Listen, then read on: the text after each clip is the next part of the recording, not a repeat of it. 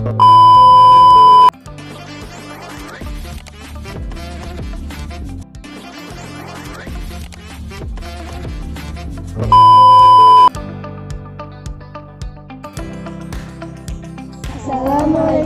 warahmatullahi wabarakatuh. Halo teman-teman, perkenalkan kami dari kelompok 4 Akan menyajikan video dakwah. tentang sumber-sumber ajaran Islam. Yuk kita simak videonya. Mungkin dari teman-teman banyak nih yang bertanya, dari mana sih kita tahu ajaran Islam? Terus, kok kita bisa membedakan mana yang boleh dan mana yang tidak? Tahu jawabannya ada di sumber-sumber ajaran Islam.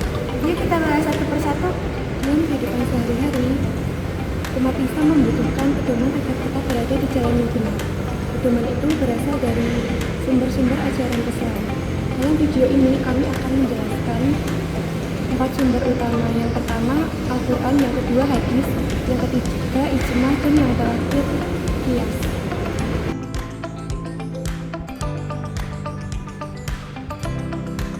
Sumber utama dan paling utama adalah Al-Quran. Al-Quran merupakan firman Allah yang diturunkan kepada Nabi Muhammad melalui malaikat Jibril. Di dalamnya ada banyak sekali sumber ajaran Islam, seperti akidah, akhlak, ibadah, hingga muamalah. Contohnya, Al-Quran memerintahkan kita untuk sholat, berbuat jujur, dan menyantuni fakir miskin. Bahkan dalam Al-Quran surat Al-Baqarah ayat 185, Al-Quran merupakan petunjuk bagi seluruh manusia. Jadi Al-Quran itu fondasi semuanya ya? Betul, jadi semua hukum Islam pada akhirnya akan kembali ke Al-Quran sebagai pedoman yang paling tertinggi.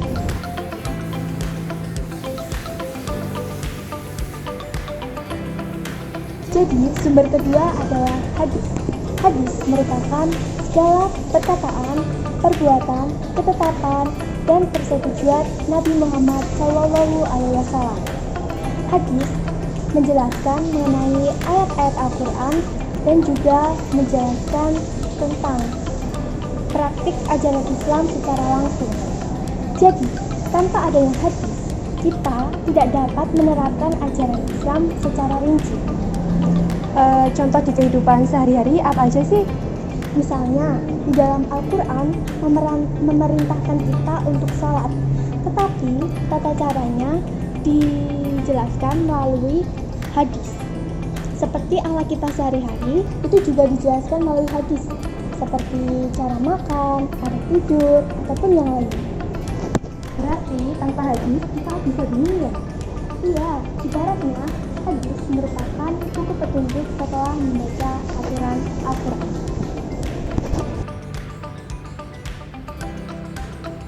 Sumber ketiga adalah ijma. Ijma berarti kesepakatan para ulama terhadap suatu hukum Islam setelah wafatnya Rasulullah SAW. Ijma digunakan ketika tidak ada penjelasan rinci pada Al-Quran maupun hadis. Karena disepakati para ulama terpercaya, ijma menjadi sumber hukum yang kuat. Berikan contoh nyatanya dong.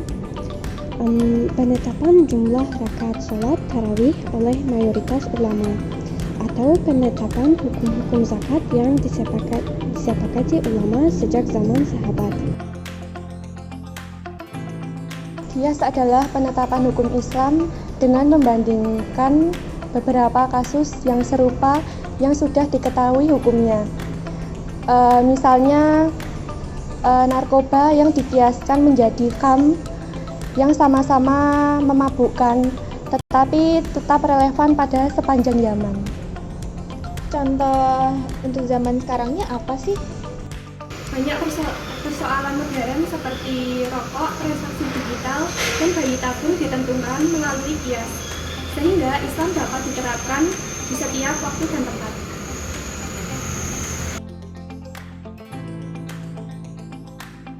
Jadi Islam itu fleksibel ya?